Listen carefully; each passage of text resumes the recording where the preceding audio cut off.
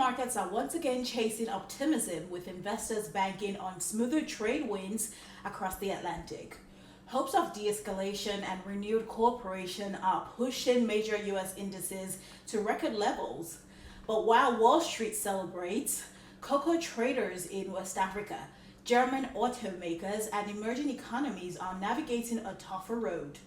My name is Eniola Lunge, and here's today's Zoom Out for July 25, where I help you see the bigger picture. The S&P 500 and Nasdaq closed at all-time highs today, lifted by rising investor confidence that a new trade agreement between the United States and the European Union may be within reach, according to reporting from Bloomberg. US President Donald Trump is expected to meet with European Commission Vice President Valdis Dombrovskis in Scotland on Sunday to negotiate a possible rollback of tariffs on steel, autos, and agricultural goods. Leaked EU documents suggest a willingness to consider selective tariff reduction and regulatory alignment in key sectors like electric vehicles and digital services. So what's your Zoom Out takeaway? This shows how political diplomacy can light a fire under global markets, but investors should be cautious. Tariff rollbacks often come slower than they're priced in. Volkswagen reported a 1.3 billion euro loss for the first half of 2025, marking one of its worst media earnings in over a decade, according to reporting from Reuters. The German auto giant blamed high U.S. import tariffs still in place on certain vehicle categories, as well as inflation in raw materials and steep costs related to its ongoing EV transition. CEO Oliver Blume warned that the uncertainty surrounding U.S. trade policy has made long-term investment planning increasingly difficult.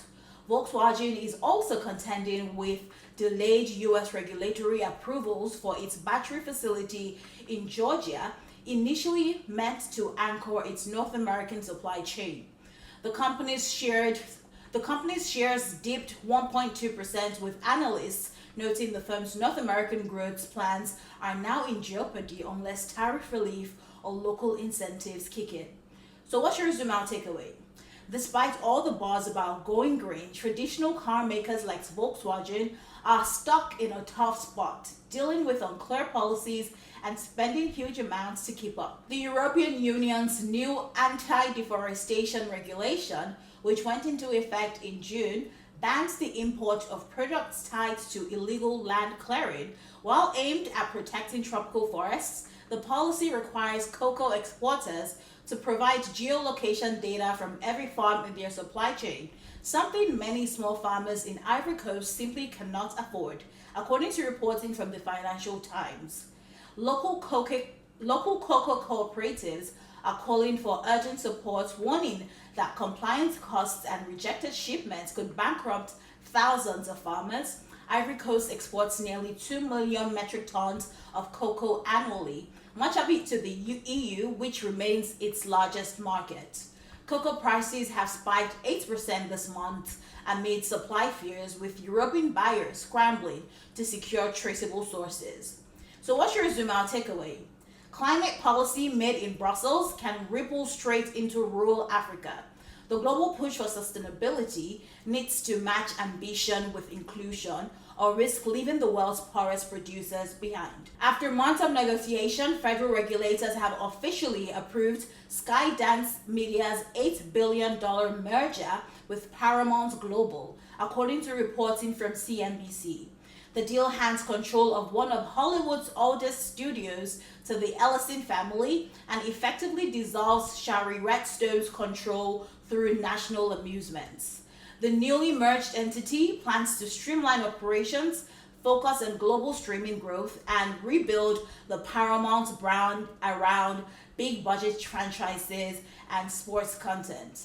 The decision follows growing pressure on legacy media firms to consolidate in order to compete with the likes of Disney, Netflix, and Amazon. Paramount shares surged 12% on the news. Analysts expect job cuts but see potential for stronger creative output under Skydance's leadership. So what's your Zoom Out takeaway from this? The old god of entertainment is getting a Silicon Valley makeover. In today's media war, content is king, but platform strategy is the battlefield. In the first of its kind partnership, the government of Togo has teamed up with the University of California, Berkeley, to deploy data science tools across key sectors, including agriculture, health, and education, according to reporting from TechCrunch Africa. The initiative builds on Berkeley's earlier work during the COVID-19 pandemic, when satellite data and mobile payments helped Togo deliver cash aid to vulnerable citizens without traditional ID systems. Now, the West African country is scaling that success to drive policymaking across ministries, hoping to model a digitally enabled public sector that others in the region can follow. Funding is being partially supported by the World Bank and Google.org. So what's your zoom out takeaway from this story? This isn't just about innovation for innovation's sake. It's a quiet revolution in how nations build resilience from the ground up. Togo's use of satellite imagery, machine learning, and behavioral data could transform how governments in Africa allocate resources and monitor impact. Africa may just leapfrog the rest of us. So the bottom line is this. Whether it's billion-dollar mergers or billion-dollar crop exports, today's stories show that data, diplomacy, and disruption are reshaping the global economy. Trade optimism may be lifting Wall Street now, but the deeper question is who gets lifted and who gets left behind when new rules are written. Which of the stories have you been following? Drop your thoughts in the comments and let's talk. This is Zoom Out. And of course, subscribe to my channel if you haven't already.